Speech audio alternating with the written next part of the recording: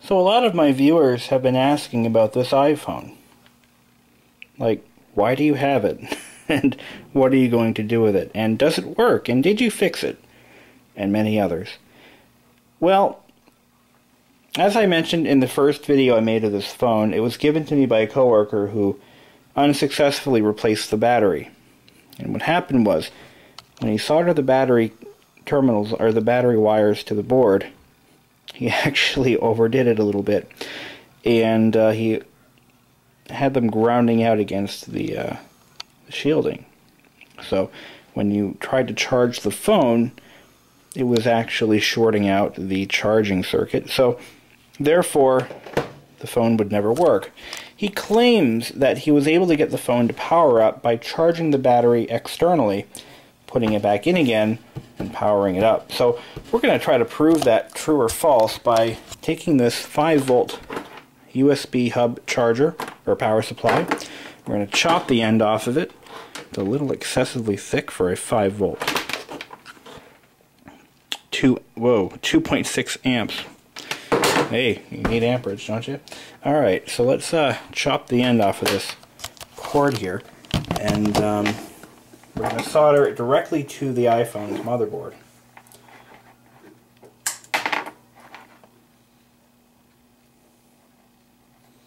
Yeah, that's a little thick. I'm going to have a hard time manipulating that. I think what I might do is, no, we're going to use this. We're just going to have to figure something out. It's going to be hard. The cable's too damn thick. But 2 amps, it's a little bit of power there. Alright. So we got our script wire ends. We'll twist them nice and tight.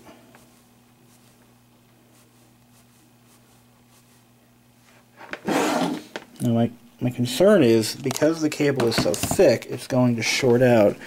So I'm going to have to cut it down a little thinner. And I need to first isolate which end is positive. The best way to do that, if you're not 100% sure, is to plug the power supply in with the cable, or the 2 wire ends not touching, obviously, and use an auto-ranging, auto-sensing multimeter with auto polarity, and measure the voltage coming out. And I'll show you how to do that if you don't already know. So here's our multimeter. This is a Radio Shack special, and we're going to set it to DC volts.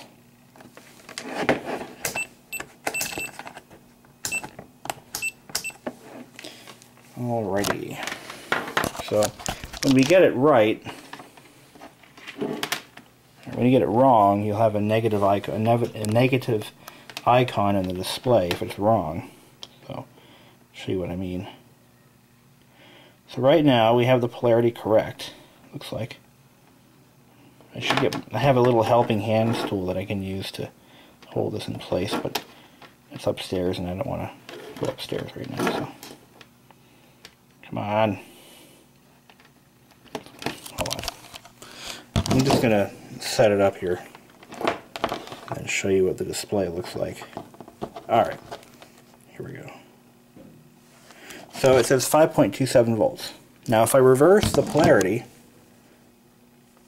so that it's wrong, the meter indicates that with a negative icon before the output display, which tells me that the end, or the wire without the writing on it, is the positive lead. The one with the writing on it is the negative lead. Let me just double check that. You can double check it to make sure you're right. That's okay. Yeah. So writing is negative, blank is positive. So we don't need the multimeter now. Alright, now what I'm going to do is I'm going to shorten these 2 leads here. I'm going to unplug my power supply first. I'm going to I'm going to solder them first. to get them nice and stiff, and then we're going to cut them down. The helping hands tool is a great tool to have if you're not lazy like me and you're willing to walk upstairs to grab it. Just a little, what it is an iron weight with a magnifying glass and two little alligator clips that help hold what you're working on. And don't drop solder on your brand new countertops. That will really make your day. But luckily I haven't done that, so anyway. So now that we have the two ends tinned, we're going to cut them down using a pair of side cutters, like that. Close your eyes or wear eye protection when doing such a thing. When you look at that, you get a nice, clean, solid cut. That's a trick that I taught myself when I was building ESR meters for Anatech Corporation. Alright. Which, by the way, I'm going to hamvention this year with him and his company, and just to help out at his booth. So if any of you guys are going to hamvention, I will be there in Dayton, Ohio. Alright, so we're going to do our ground first. I'm going to leave the battery in circuit. Probably not a good idea, but this is just for experimentation. Actually, no, I shouldn't do that. That would overcharge the battery. We don't want to apply all 5 volts to it first. So let's go ahead and take that battery out of the circuit. I just thought of that. It's like, yeah, you don't want to just throw 5 volts in there. That might cause some problems for you. So we'll take the battery off.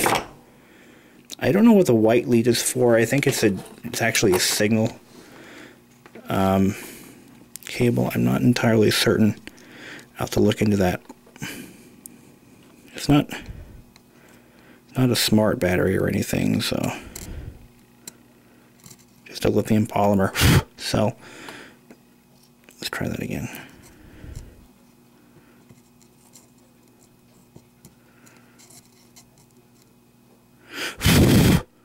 Okay, we got our connections made.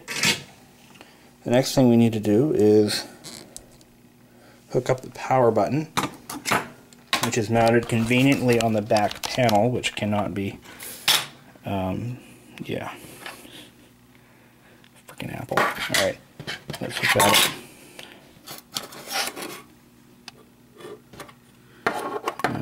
Just do that off camera here. Just set the camera down. And we'll just plug that baby in.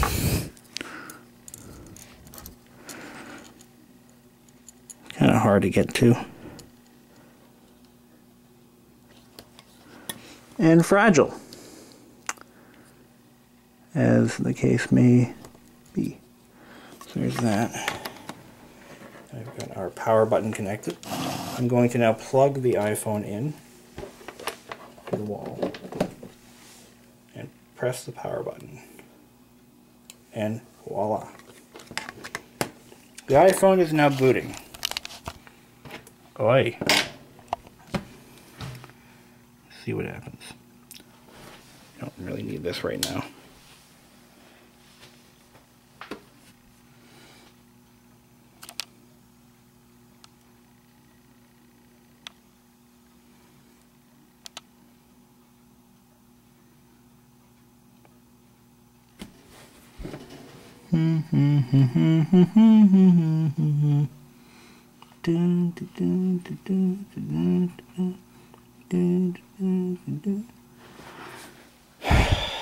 Impatient. Let's see what froggies are up to. Leela's hiding. I think I fed you guys yesterday, so I don't need to feed you today. iPhone's still booting. Oh. Kermit wants to come out and play. Hey, guy. How you doing?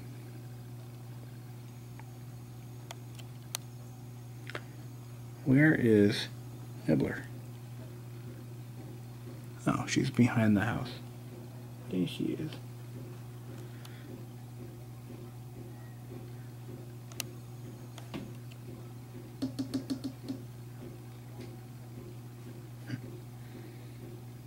Anyway.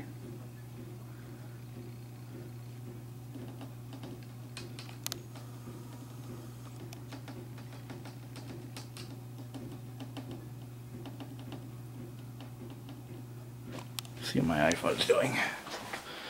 Oh dear.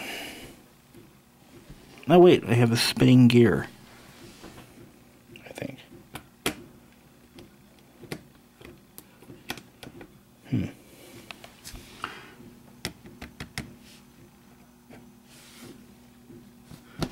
Lock button's not on. I wonder if it'll boot without a SIM card. Oh wait, something's happening.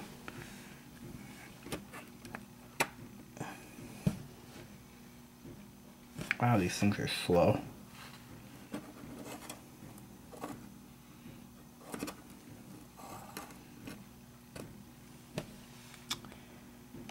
I'm waiting.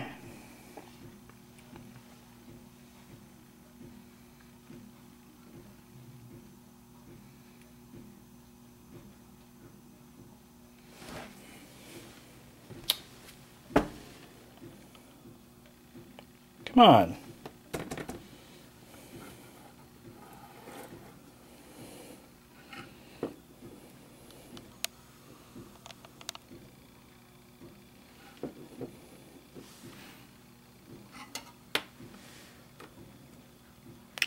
We'll give it a minute.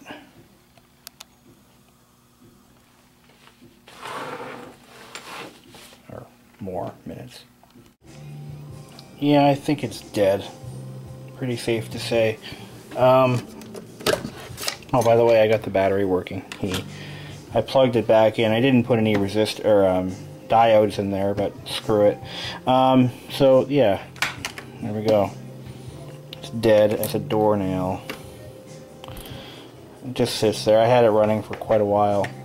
So let's see how hard it is to break an iPhone screen, because I see chicks doing this all the time. I don't know what they're doing to kill their iPhones, but this is all it does. I hit it pretty hard there. Didn't break. It's not. Won't break.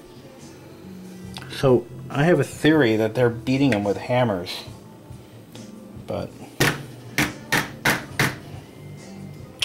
I don't know. What do you think? I don't know. Well, it is still running off its battery, imagine that. What can we do to this thing to put it out of its misery?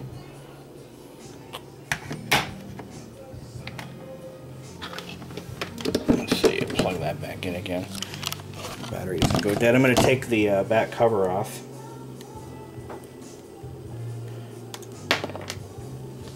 What did I just... Oh, the camera fell out. You don't need that, right? I don't think so. Maybe it needs a SIM card. I don't know. Maybe.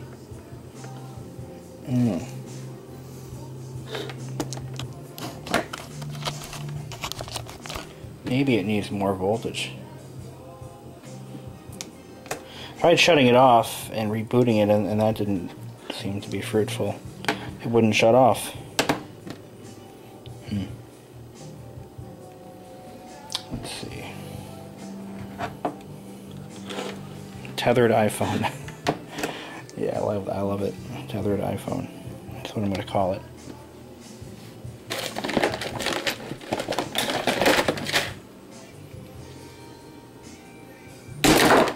Shit. I missed. I think I hit my counter. Damn it. It's only a matter of time. Oh no, it's off. Oh no, it's still on. It's still going. Did I hit the counter? I don't feel anything. I'm kind of nervous that I did. Don't do as I do or as I say. Oh, and battery terminal came undone.